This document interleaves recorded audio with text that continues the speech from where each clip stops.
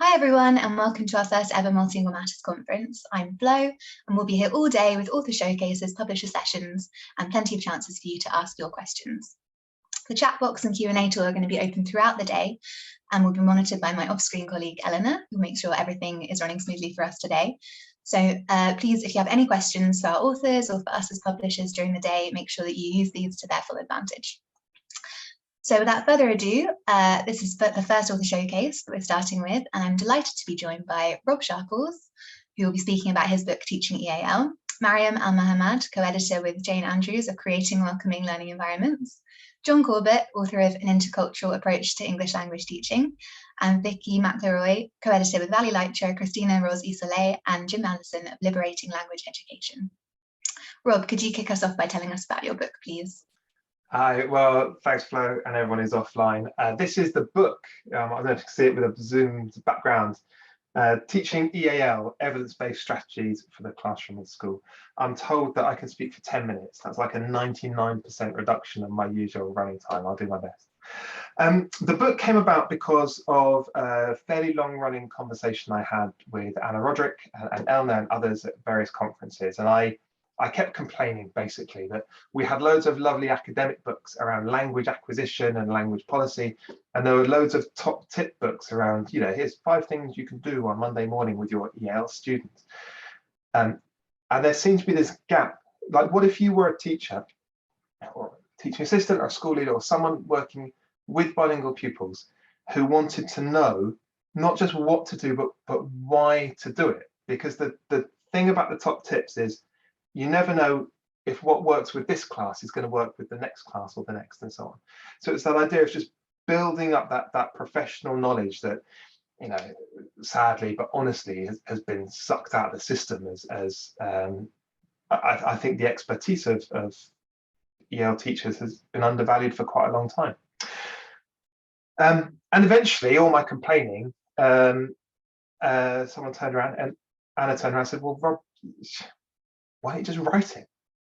So eventually, some sample chapters, a book contract, a lot of delays that I can now blame the pandemic for, but were really just my own tardiness. The book came about, and the purpose of it is just that. It's to put all this evidence, the things that we know should work in principle, at the service of the complex, pressured, fast-paced day-to-day practice. I organized it into 3 sections. So it starts with a solid introduction to how children acquire additional languages. A lot of what we know about language acquisition is actually based on the acquisition of your first language or on foreign language settings, like learning French or German for holidays or travel or work or something. But there's much less that specifically targets what it's like to learn a language in an environment where that language is used, especially for young people. So a solid introduction to the theory behind it, really, and how it should work. The middle section is about how language works in the actual curriculum. Now, there's a ton of really great books out there, a lot of them published by Multilingual Matters, that talk about curriculum language. What I've tried to do here is to extend that evidence base out to give you an overview of the sort of things you're looking for across different subjects and disciplines and topics, covering primary and secondary, and also a good chunk of what happens in further education as well. And the third section, I think, is what's genuinely new about the book, and it's your guide to being an EL coordinator. Now, it starts with the idea that, of course, everyone's experience is different. Schools are radically different from each other when it comes to the proportion and the needs of EL pupils, when it comes to how much the school, the local area, and so on is set up, what experience you have. It is different working in Lewisham compared with working in the Highlands and the Islands. So I broke that down to 2 parts. First of all, if you're brand new in post, what do you do? And we start off by simple things. There's about 14 or 15 practical, real-world tasks in that section of the book. So number 1, do an audit of all the policies, make a folder. What policies the school actually got? And just in case there aren't that many, there's a helpful list of all the things that it should have to help you find your way around. Book a meeting with your line manager. Start talking with them about, right, who am I accountable to for my work as an EL teacher? Because if there's not someone in the senior leadership team holding you to account, then no one's really valuing the work that you do and the pupils that you do, and it builds up. So it's about, you know, building connection with colleagues, finding people in the school who might want to work with you and so on, but really concrete things. It covers topics like how you teach multilingual children if you're not multilingual yourself, because a lot of the time I think we worry that we can't. And then it goes into what it might be like if you're a more experienced practitioner and you want to maybe develop your practice across a wider area. So it's much more about really setting those systems in place, about leading in EAL and leading in language across a number of schools and so on. The reception to it has been really good, actually, and people have come back and said, we need more on this topic. So if anyone's thinking about working in the area of bilingual education, EAL, and listen, Multilingual Matters is the place to publish in this area, I've got to be honest,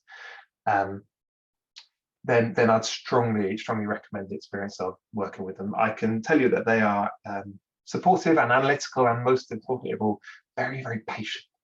It certainly worked for me. So the book is really about putting evidence at the service of practice. It's about giving people the information and ideas they need to make their own pedagogical decisions.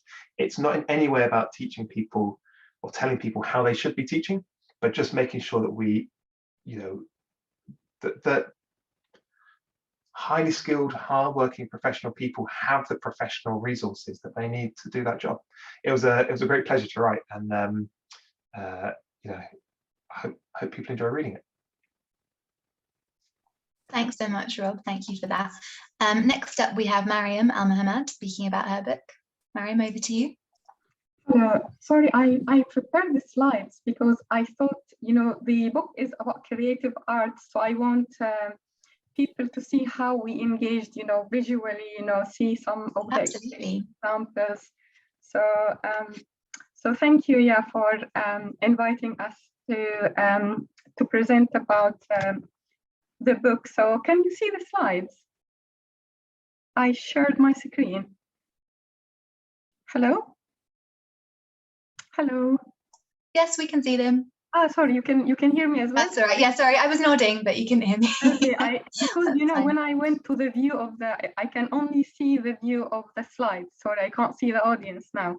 No problem, we can see them. Go ahead. That's great, yeah. So this book is in cooperation with, I am a co-editor with Dr. Jane Andrews, where we use art as a way to welcome children and young people from non-migrant background. So the book, or the idea of the project, was a follow-on from the researching multilingually across language body and the state, where art was used as a language in order to understand migrant people experiences in law, in global mental health and state institutions. And what we did, we transferred the practices into EAL context, where we have our trainers, artists, Alison Tibbs and Tawana, who worked on multilingualism and poetry workshops with our teachers, and Lynn, Emma, and Katja Frimberger, who worked on crafting techniques and visual poetry, and Gamili Anna, who introduced us a window to African culture through using symbology and music. So regarding our book, so the first chapter, we present our ethos, ethical guidelines, working with both teachers and how we decolonize teacher CPD, or we don't call it teacher training, because we believe teachers are participants in sharing and creating welcoming environments for children and young people. So what we do, we follow early and Cummins, the notion of identity text and creative collaboration from Steiner and Vygotsky, in how we create a zone of proximal development and a space where teaching staff, artists, and children work together in order to create inclusive practices. So regarding our ethos, we come from a background of creative collaboration, and how creative collaboration can be used in teacher education and intercultural communication for EAL teachers. And we come from experiential learning background where we engage teachers and we are engaged with teachers in first-hand practices using art like collage, filming, and poetry. Rather than telling teachers what to do, we work together on creating, and through the process, teachers can think of how they can transform these into their context. And this is how we decolonize multilingualism and teacher education. So because of time, I will just move on. Move on to what we have contribution in the book from Alison Phipps, who critique actually our own language and our own epistemology and understanding of language, especially when we use concepts here like using the gerund, the ing, collaborating and working and teaching. And from this, she tries to reflect on how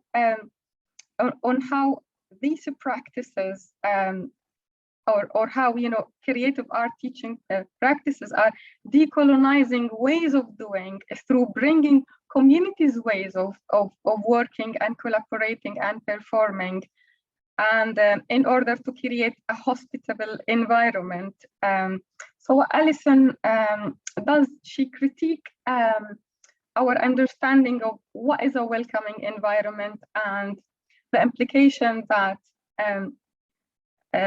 the environments that exist at the moment are not welcoming, and how we can use the art in order to create welcoming spaces for everybody, especially children and young people who experience trauma. So what we have, the practices that we have done, filming and filming workshops, and teachers transformed filming workshops into their own context. For example, Gemma used filming in order to explore the richness of multilingual languages in the schools, and where children decided to interview each other about their own languages. And Alisa has done filming with children with special needs, where the children sign language their films and create this community of sign language speakers. Another art-based practice that we have done is using collage and using identity suitcase. And here we draw on the work of Lynn Ma, and she was one of our trainers with Katja Fremberger, of how we can use the crafts and the identity suitcase in order to build welcoming spaces, and the students and learners and young people, sense of belonging to new spaces in order to build resilience and ethos of helping the students feel nurtured. So Linma and Katya, they showed teachers samples. These are pictures from the workshops where teachers transformed these to meet the needs of their children. For example, here I have some images of collage from Sutebit, who use collage with children with additional support needs, and in order to understand their identity, understand their emotion, and understand their aspirations for the future. While Karen Thomas used the identity, the collage, in order to build cohesion in a school when there were in social media racism against Roma people, and there are Roma people and refugees in a school in the South. And using the collage, students build relationships in understanding about each other and their own identity. So this is how teachers transform these different kind of practices in order to integrate people from non-English background, refugees and migrants, in spaces that doesn't recognize their cultures, their multilingual backgrounds, and resources, whether it's linguistic or multimodal resources. One of the workshops we did was also using Adinkra symbols and that come from Africa, and recontextualizing in the Scottish context in order to create a pedagogy of welcome, what Gamili called And here a picture from the workshop that we did with teachers, where teachers first were introduced to the symbols of Adinkra and their different meanings, and they all like quotes of wisdoms and metaphor. And that created a space for sharing and reflecting on values and storytelling and singing and connecting with people in a space. And this allowed teachers to transform Adinkra symbols and other ways of doing symbols into their school context, where children connected, or recontextualized, or creating new meanings and new ways of telling stories about where they come from and creating their own meanings and symbols. Because of time, I'm just trying to go quickly, through the different workshops to show you what kind of art workshops we have done with the children. And from these workshops, which include both music and symbols, teachers transferred the symbols in this way, where children created their own meanings, and also in terms of music, where music practices were transferred into the schools through using the school audio, for example, Tannoy system, in order to make announcements in different languages every day and celebrating different languages. And all these practices bring the multilingual backgrounds and cultures of the children and creating new ways of connecting and storytelling at schools. Another workshops we did was using poetry. So we have a chapter with Tawana where he was reflecting on the role of poetry and storytelling, and how he engages children and young people in a creative way, telling stories about their spaces of belongings and values. So this is what we have done, the 4 workshops, and teachers transformed these into, for example, using bilingual poetry at school, for example, Polish. We have Dominic who used bilingual poetry, for example, Polish and English poem translation. So where he tries to find a poem in 2 languages, in the internet, or in Arabic and English, where children in Arabic help students to understand the poem, for example, in English. So teachers adapted, the techniques in different way.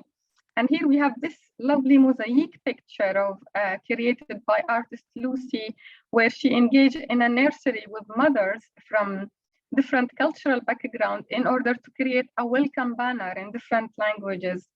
So this is what the book is actually bringing a new materiality and bringing art into EAL context in order to help integrate children from non-migrant backgrounds in different ways, through crafts, collage, identity suitcases, symbology, and all this, the materiality. It engages learners in what we call languaging. So it's not only about using the language as a form of speaking or writing, but also embodiment, using languages, and the materiality, language as embodiment, language as a song, where the whole body is involved, the materiality and the space. Am I over time, or that is the... You're right on time. That's perfect. Okay. Yeah, that's great. Thank you. Thanks so much, Maryam. Now we'll move on to John Corbett speaking about his book. John, if you could start us off, John. Okay, can I share my screen? Please do. That's great. Okay. There we go. Well, first of all, you can hear me, I take it? Yes. Okay, yes, good. yes, sorry. Well, thank you. Thank you very much to Multilingual Matters for organising this and for inviting me on board. And welcome from Zhuhai in China, where I'm in the middle of a tropical rainstorm that has lasted for 2 days and has made me housebound. So it's nice actually to have company in the flat and to welcome you in this afternoon. I want to talk about this book. It's the 2nd edition of an intercultural approach to English language teaching. That's what the 1st edition looked like. The 1st edition came out in 2003, but it was actually first written in the late 1990s. And going back to look at it again was interesting, because in part it was revisiting your younger self, because I got to admit I hadn't actually looked at it very hard for about 20 years. Going back and revisiting it was a kind of discovery of one's earlier diaries and one's earlier self. And also was a kind of discovery or a rediscovery of how I think the English language teaching game has changed over the past 20 years. Certain things remain the same in the first edition and the second edition.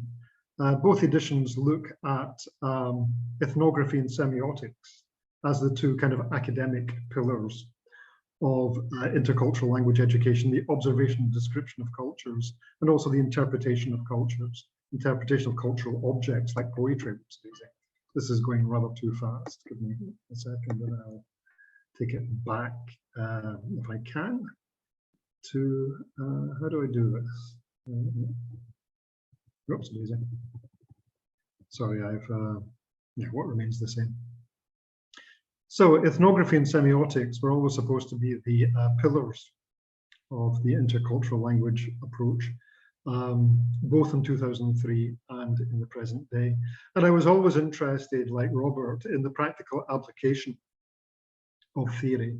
So I didn't want to talk just about the theoretical basis for intercultural language education. I wanted to talk about things like course development, curriculum development, and classroom tasks.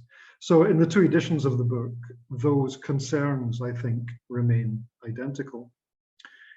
The new things are the fact that I was conscious when I was writing the first edition that intercultural language education, at least in terms of ELT, was marginal, it was peripheral.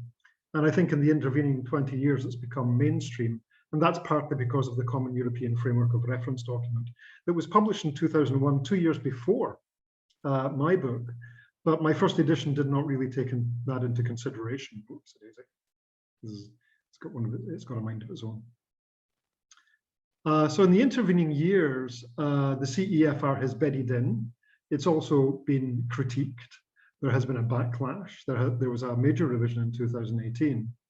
And I think the CEFR has changed in its attitudes to otherness, the otherness that is the basis of intercultural engagements. And I think if you look at the early CEFR document, that was very much an optimistic document, which talked about otherness in terms of enrichment of the individual who comes into contact with otherness. But now there's a less optimistic, I think, view in the companion to the CEFR, and it's much more about identifying common goals and mediating those common goals. So I think there's a restraint of ambition in the CEFR over the years, and I've tried to take that into consideration. I'm still rather fond of the idea of intercultural engagement as enrichment. So it's not a fully instrumental change, but I think that has changed in the intervening years.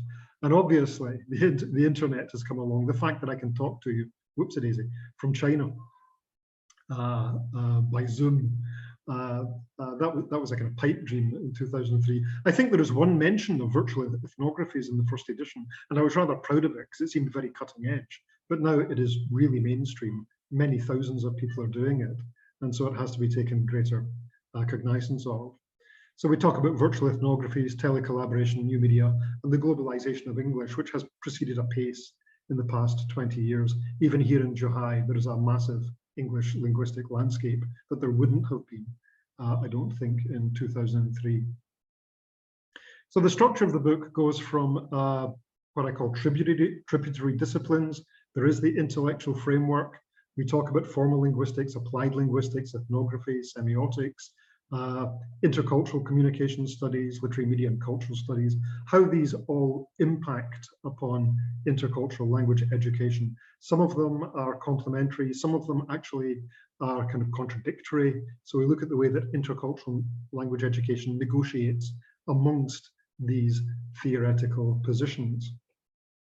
And then it comes up from a kind of mixture of these theoretical positions. It has come up with a notion, or a number of notions, of intercultural communicative competence, which the CEFR attempts to define, and then people attempt to redefine or critique or talk about. And then you have the classroom teacher who's trying to juggle all these positions and this definition of intercultural communicative competence and actually do something in the classroom. So we talk about how the classroom teacher chooses from all these positions and then creates tasks with goals that try to speak to these concerns, particularly the English language teacher. So that's the kind of attributed disciplines and the theory and practice. Most of the book then talks about ethnography and semiotics as ways of implementing intercultural language education. There is a chapter which I very much enjoyed writing, which is almost like an embryonic version of what Maryam is talking about, storytelling and poetry and languaging. A lot of work in discourse analysis and conversation analysis has looked at storytelling in everyday casual conversation and how that co-creates identity in everyday life. And you can think of poetry as a kind of more formal extension of that. So there was a very enjoyable chapter on culture and conversation. As a young English language teacher, decades ago, I never knew how to teach conversation because I didn't know what it was for. But conversation, if you think about it as maintaining, establishing, and exploring relationships, making friends, gossiping, establishing values, negotiating cultural positions, conversation begins to make much more sense. We can look at different ways in which that is done in English and across different cultures. Then chapters 6, 7, 8, they have a strong ethnographic bent, as does chapter 5, but it's much more of a discourse analysis bent. Chapters 6, 7, and 8 begin to look formally at how to train learners to be ethnographers. This was around in the late 90s, early 2000s. It's still crucial, I think, to the intercultural project, is developing a sense of observation, a sense that there is otherness out there, and how to understand that otherness. First of all, through observational skills, that's chapter 6, and then interviewing skills. And interviewing skills are very difficult. They're also difficult if you take those interviews and that observation online, which is what chapter 8 does. Chapter 8 is a completely new chapter about virtual ethnographies, and that replaces an earlier chapter on written genres. This seemed to be much more relevant to the point that we're at in the 21st century, where we're getting students actively in touch with each other across geographical, social, national boundaries, and getting them to explore each other's cultures virtually, if not physically. And that's the ethnographic aspect. Then there is still a semiotic element to the book. We talk still about developing visual literacy. I've updated that chapter. It was there in 2003, but it's extended somewhat. And there's a kind of toolkit for looking around the world, developing observational skills and interpreting the things that you see. Particularly things like linguistic landscapes, for example, the use of English text in practically every country of the world now. And then there's a chapter, an updated chapter on using literary, media, and cultural studies to promote intercultural language awareness and competence. The final chapter turns to, rather reluctantly perhaps, the final chapter turns to assessing intercultural communicative competence, because in many contexts, things are not taken seriously in the English language teaching world unless or until you can assess them. So what are the goals of intercultural communicative competence assessment?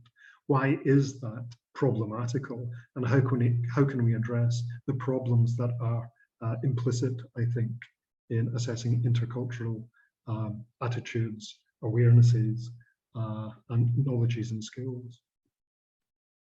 So in summary, the book was and attempts still to be a descriptive and critical account of intercultural language education. It's aimed at people like I was in the late 1990s and early 2000s. I wrote the first book because I didn't know what the thing was, and I wanted to find out. I knew it was out there, intercultural language education, and I was very much from an English language teaching background. And I knew it was interesting, but I knew it was different. And I wanted to understand it. And it still has that goal for the kind of the novice teacher, the teacher who wants to find out more about why intercultural language education exists in the first place. I guess one difference between now and then is that we're more, because it's more mainstream now, people do take it for granted. So I want to kind of shift that complacency and get people to look at it again, perhaps more critically than they might have done 20 years ago. Also, obviously, for master's students beginning applied linguistics courses, trying to understand the foundations of intercultural language education. It's aimed at those. It's intended to be accessible. It's intended to be reflective. It's intended, above all, to be practical. And we still have that idea of encountering otherness in order to enrich our learners' selves. Okay, so that's my. Thanks very much, John. That's great. Brilliant. If you could just stop sharing your screen. Perfect. Thank you. All fine. Great. Next up, we have Vicky Macleroy with her book, Liberating Language Education. Over to you, Vicky. Thank you. So I'm going to show the cover of our book as well, which is Liberating Language Education. It came out at the end of February 2022, and I'm just going to kind of put a little bit of a push here. We've got an online book launch planned for the 11th of June from 6 till 7:30, where we've invited the chapter and commentary contributors to talk about their contributions to the book. And we'll be sending details out shortly about that. So there are 4 editors for the book, Vali Leitra, Christina Rossi Soli, Jim Anderson, and myself, Vicky Macleroy. We're all part of the Research Centre for Language, Culture and Learning at Goldsmiths, University of London. And the idea of the book, it grew out of wondering how we could make stronger connections across our research, our practice and our community engagement in the field of language education. So the readership of the book is similar to the other books we've been listening to. It's for postgraduate students, it's for researchers, but it's also very much for professionals working in the field of language education and beyond. So we started with this big question about, well, why liberating language education? And we started thinking about these key questions around this, about how we can reimagine language education under conditions of instability and change, but also how we can imagine language education otherwise. And I want just to read out something that Professor Kate Powell wrote as for her commentary for the final part of the book. So each section of the book has a commentary, and she wrote this, which has really stuck in my mind since the book started coming together. And she says, the effect of this kind of scholarship is a creative, innovative approach to scholarship that involves change both for researchers and for practitioners working in the field of literacy. This leads to risk-taking, but also involves living with theory more dangerously. And it's this little part, living with theory more dangerously, that I think if you come to this book, it is about making these, thinking about the researchers, but also thinking about how practitioners change through this process. So what are the aims and the principles of our book? We're working towards a translingual and transcultural orientation to language and pedagogy. We're presenting a view of language education that resists hegemonies, inequalities, and colonizing attitudes. We're contributing to a shifting kaleidoscopic approach to language education. We're including other semiotic and meaning-making practices, and we're harnessing the pedagogical potential of multilingual and multimodal repertoires.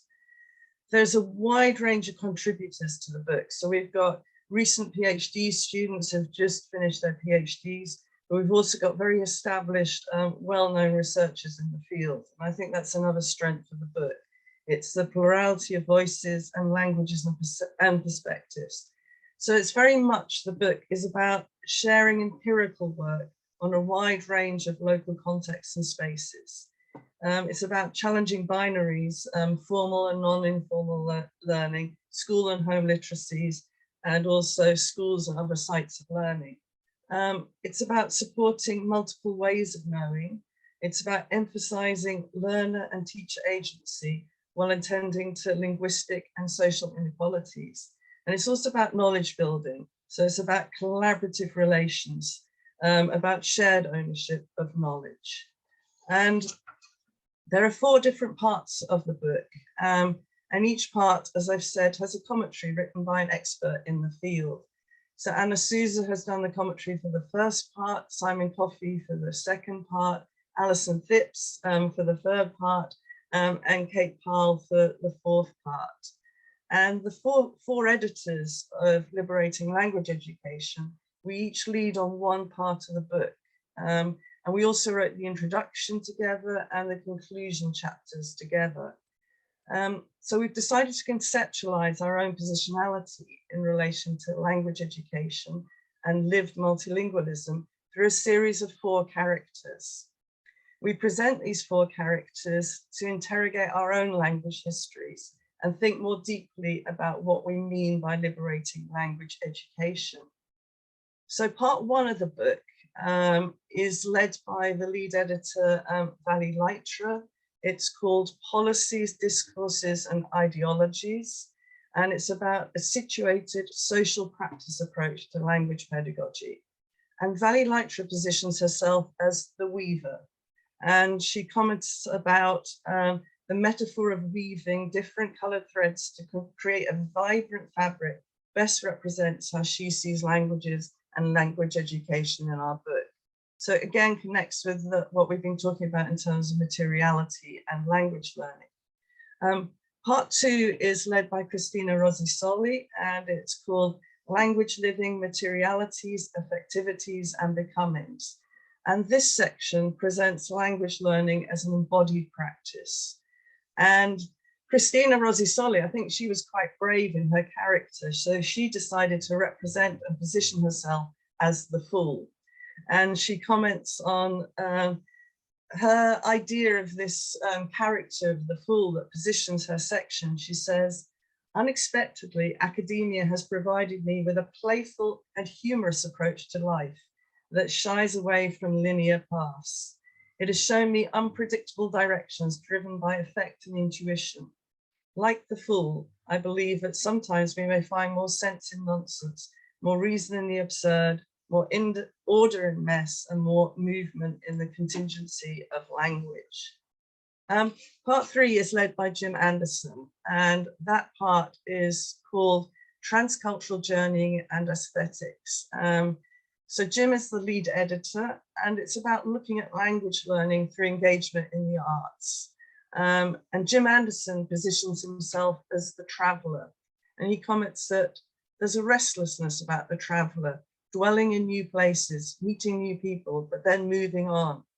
And this accentuates the adventurousness, the nomadic nature of the traveler, expecting the unexpected, going with the flow, making connections with people of different backgrounds, and developing linguistic competence in the process, ever curious.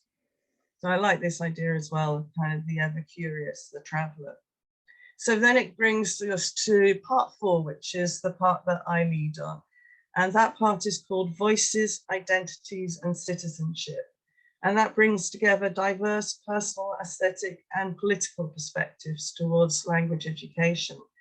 And I position myself as the activist. And when I was trying to kind of think about what that means, I wrote that being an activist is about taking risks.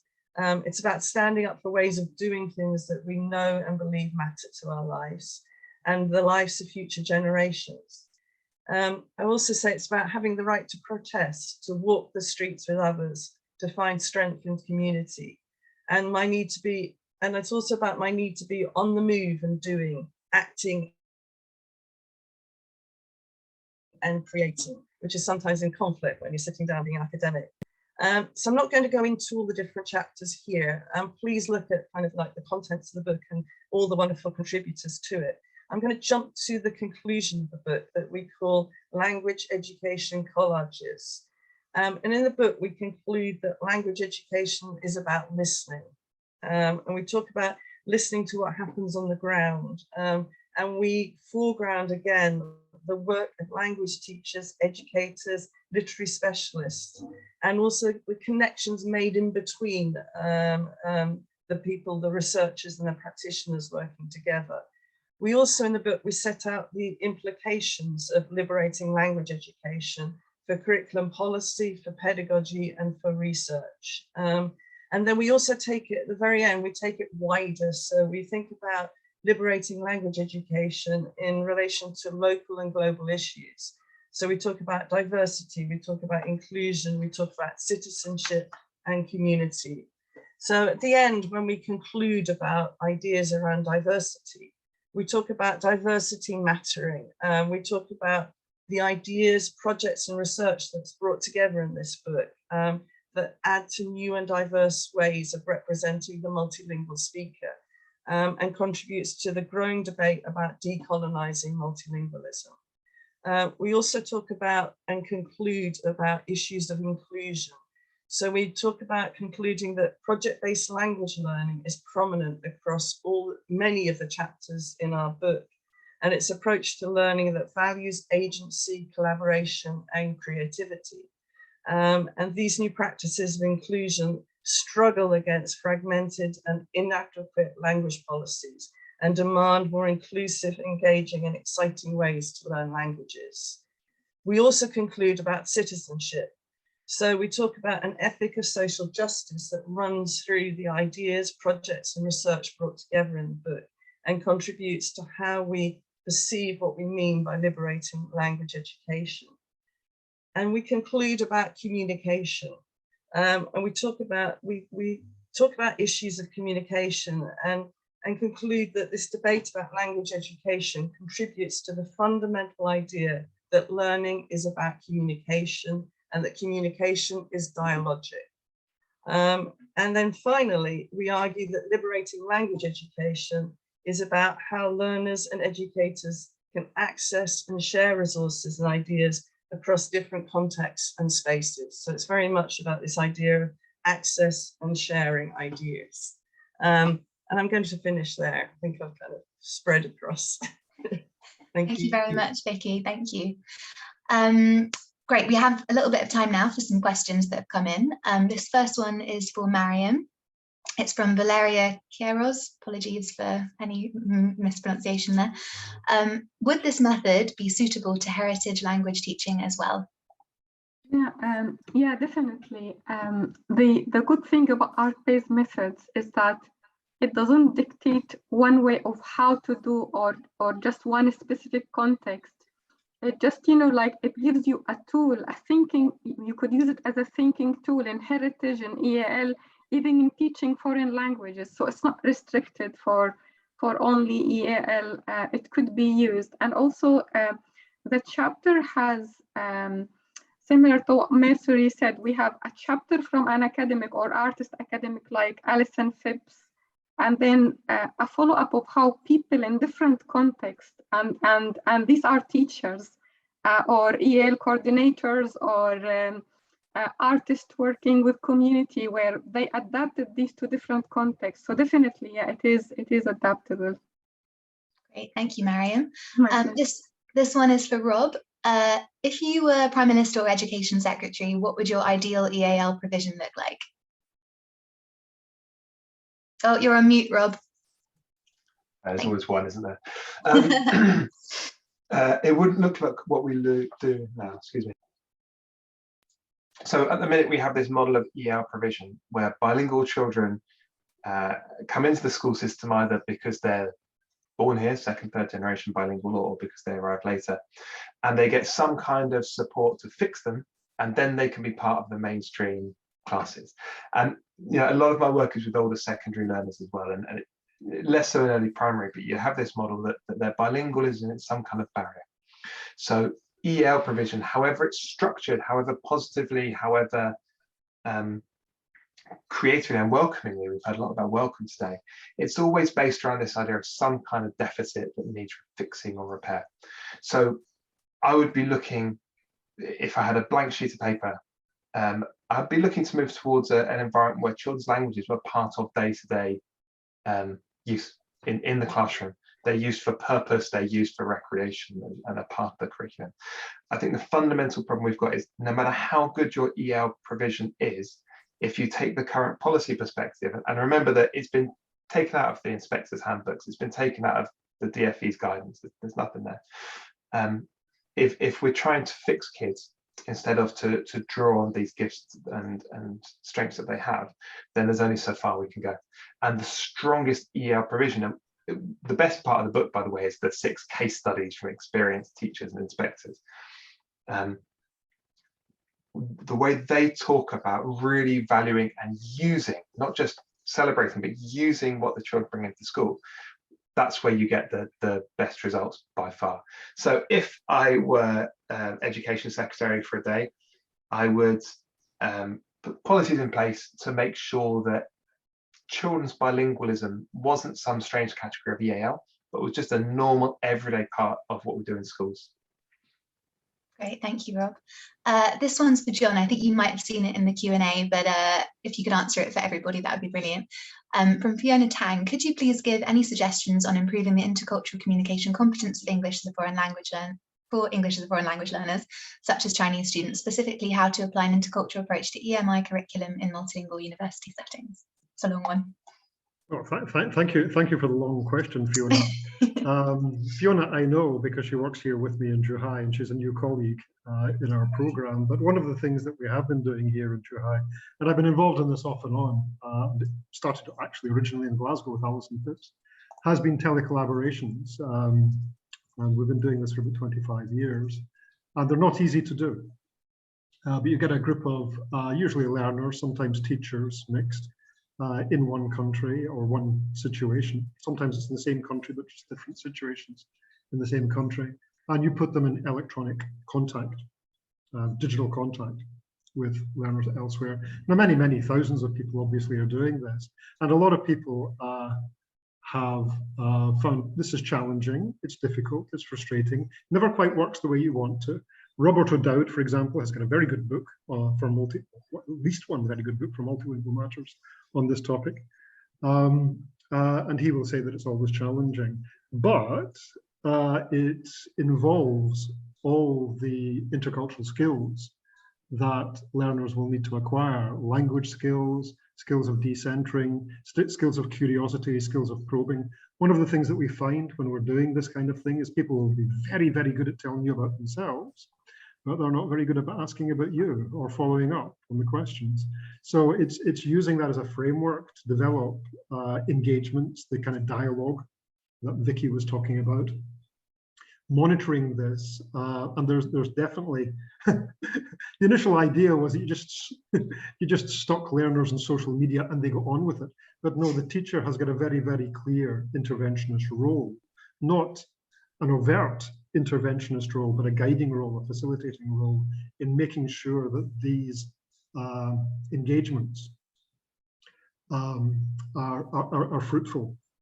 And most recently, I've been working with 2 guys in Brazil, Hugo Dart and Bruno Lima, and an old friend in Argentina, Andrea Ascente del Rio. And that has been the basis of telecollaborations that have reached out to Israel, Palestine, Corfu, Taiwan, China, wherever. So it's been an interesting set of collaborations over the years. Thank you, John. This one's for Vicky. What might a language classroom designed around the ideas that emerge from your book look like? Okay, another really good question. So I'm going to kind of go into the chapter that I wrote for the book, which was on citizenship, and it was based in 2 schools in Taiwan. And so one was a secondary school and one was a primary school. And so these students, they were studying English as a foreign language. And what they did was they used digital storytelling to develop their language learning. And so one group worked our research assistants from Taiwan, so they worked very closely with us. And they developed, around the theme of fairness, they developed their digital story. And they looked into gender equality, and they looked at one young boy of about 12 who committed suicide, and they took the story and language learning from a very different angle. So they went and interviewed the mother, and they found out, her background and her feelings, and then they, and then they kind of actually followed it to a Pride March, and they made this film and they showed it on a, at a festival at the end of the year. So it was a very strong piece of work for project-based learning. And the primary school involved, they were it was a small primary school up in the mountains. So most of the children were from Aboriginal descent, and they were working with a humanities teacher and EFL. And they worked on kind of thinking about their own community. They went out into the community. They found photographs that somebody had taken, a British photographer 100 years ago, and they linked those with the photographs and the stories that they recorded and made. And then they made this short digital story. And those both happened in mainstream classes, and they were both project-based learning. And so again, it's this idea of kind of being creative in approach to language learning and thinking of new ways of developing. And there's another chapter in that section as well, which is all about presenting multilingualism visually, and that was from Jessica Bradley and co-authors. And it's a really interesting way of looking at how we think about multilingualism, but visually through the arts as well. So I think there's lots of links across the books as well in terms of projects. Thanks, Vicky. This one's for Rob from Amna Salem. How do you consider the first child's language in the class? Do you take advantage of the mother tongue? It's something I talk about in the book, and it's a really good question as well. Thank you. So I draw on the work of the CUNY NYSEG project in the US. That's the City University of New York State initiative on emergent bilingualism. And it is possibly that Venn diagram of the worst acronym and the most important projects that you'll find. So they've got a series of videos online and loads of resources they've put out, based in the US, but I think really relevant around the world. And there's a chunk of it that addresses this question: how do you teach bilinguals if you're not one? And I think that's our way into a lot of this, because even if you are multilingual yourself, you're likely to be working with pupils who speak different languages to you. So how you use children's language in the classroom is a big part of how you embrace language in general in the classroom, and difference, and not knowing necessarily what children are talking about all the time. So something that we explore in some detail, I'd like to give you an example of how it might be done in just simple practical terms, if that'd be helpful. So this is drawing on the work of Pauline Gibbons, who, if you haven't read her book Scaffolding Language, Scaffolding Learning, then really strongly recommend you do. So she talks about a continuum. It's children doing a science experiment in class, and they start, the language is very, very contextualized. It's words like, "I'll move it here," "Oh, that does," "Oh, but then it," and if you're not there, it won't make any sense at all. Little fragments that only make sense as part of the action. And then it moves to how they describe that when they say what's happened to their teacher into the class. And then it moves to how they write about that. And then it moves to an example of the children's encyclopedia. And it's talking about how different registers evolve from action, how we write out of day-to-day activity. But we can layer that with multilingualism. So you might say that in initial activity, and this works really well across all areas of the curriculum. I'm going to use science as an example. You've got some small group practical work with a clear focus. There's activity, there's lots of resources, worksheets to fill in, guidance, and so on. You don't need to worry about what language the children are talking, right? They're doing the activity, they're engaging with the knowledge, the learning, the practices, and so on. I would just let them use any language they want to. And then you might say, right, I would like you to take a few minutes and make some notes, and I want you to make your notes using these words, which might be in English, they might be the words and phrases that are particularly important in that bit of the curriculum, so subject language. But you can, tell us in English, but if you need to use other languages as well, you can, and you'll find quickly that children are helping each other out in different languages. So they're beginning, their first language is scaffolding that use of the new language. And then you might get children to write it up, and you might get them to write it in English on a bigger sheet of paper, but they could maybe annotate it in other languages. There's something they can't say. And then you might get to the end result, which is, kids might stand up and give a class report or produce a written piece that is in their best academic English. And what you see there is that at each stage, they're using all their linguistic resources and their knowledge of what's happening there and then. And their interactions with their peers, because they're able to help each other if they can use more languages. They're using that to scaffold their learning all the way through. It's about scaffolding their learning, and the language comes in to support each stage of what they're trying to do. So you get to the same end result. You get a nice piece of work in their books in good English, but you've allowed them to use all their tools to get there. And I think the difference there is that if you try and go straight to that end result, they're not able to build the knowledge. They're not able to use their linguistic resources to build their language. They're not able to engage with their peers as richly or as effectively. So you get an awful lot of quiet time. You have a less effective classroom, the learning doesn't happen, and all you get is a less good version of the end result. So it's a bit of a roundabout answer, but to say, there are simple, practical ways of drawing those languages in and still keeping a classroom that has like a monolingual working language, a shared language to the classroom, an output language, if you will, but letting even quite young children make good decisions about what resources, what tools, what languages they're going to use to get there, I think is probably the best way. We talk about it a lot because the number of different examples you could have spills out, but yeah, it's just like I said, it's about getting away from the sense that it's all in English and we'll give them some training, build their English so they can do it. And instead saying, these kids are bringing loads of languages and experience and knowledge to the classroom. How can all those come together to get where we need them to get so they can pass the curriculum, go on to do all the things that will give them advantages in later life? We have this, there's a quote, it's not me, it's Jim Cummins. There's a quote that I use in part of the book, and I paraphrase, it says, as a country, as an education system, we take monolingual children and try rather unsuccessfully to make them multilingual, and we take multilingual children and try rather unsuccessfully to make them monolingual. And that disjunct, I think, is at the heart of what the book is trying to shift us along with. Thanks very much. I'm sorry, I didn't mean to cut you off. We just got the time for just a couple more really quick questions, but thank you very much for that answer. Maryam, this one's for you. Why is using creative arts particularly important with multilingual children? I think this is also related to the question that was asked to Robert. In order to bring their own resources, the different languages they speak, and include them.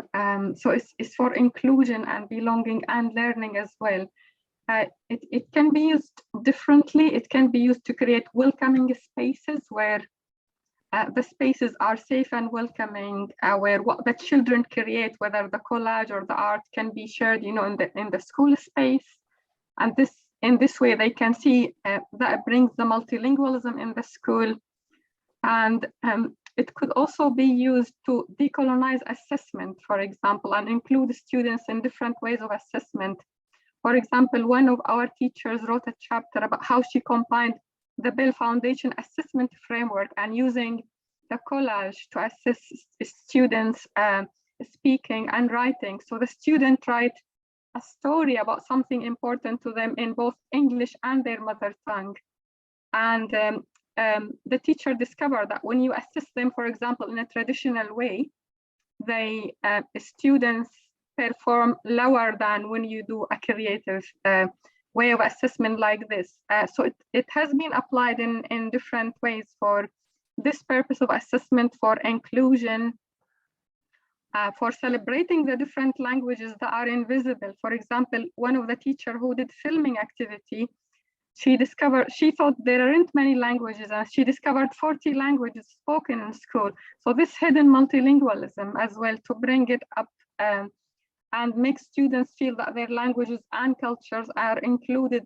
And when they engage in art, and that is also their ways of being and valuing and storytelling. So it's kind, generally, if you read the different chapter, each one has done it transformed these for a different purpose. Yeah, thank you. You are muted. Thank you. There's always two, not just one. Thanks very much, Maryam, for that answer. And then we've got time for one quick last question here. This is for Vicky, and it's from Ifadeo Emmanuel Adu, who asks, integrating language and education, is language not education in a real sense? So that's a really interesting question, because it's not really a question.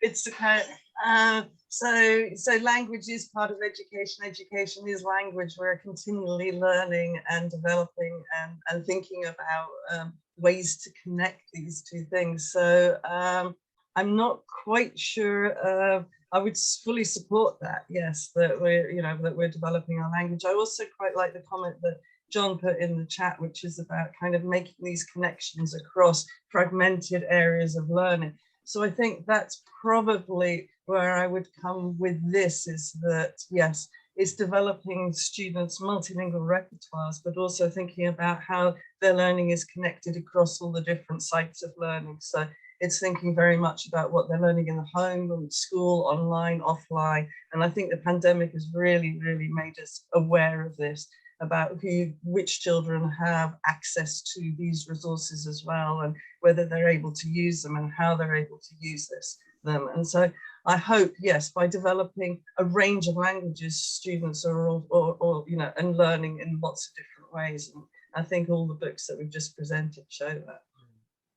Great, thank you very much, Vicky, and thank you so much to all of the speakers today. That's all we've got time for our first session, but we really appreciate you joining us. Remember that all the books discussed today, including this session and all the others, are available on our website, and we're offering a 50% discount with the code MMCONF50. That's MMCONF50. You can get 50% off with that code.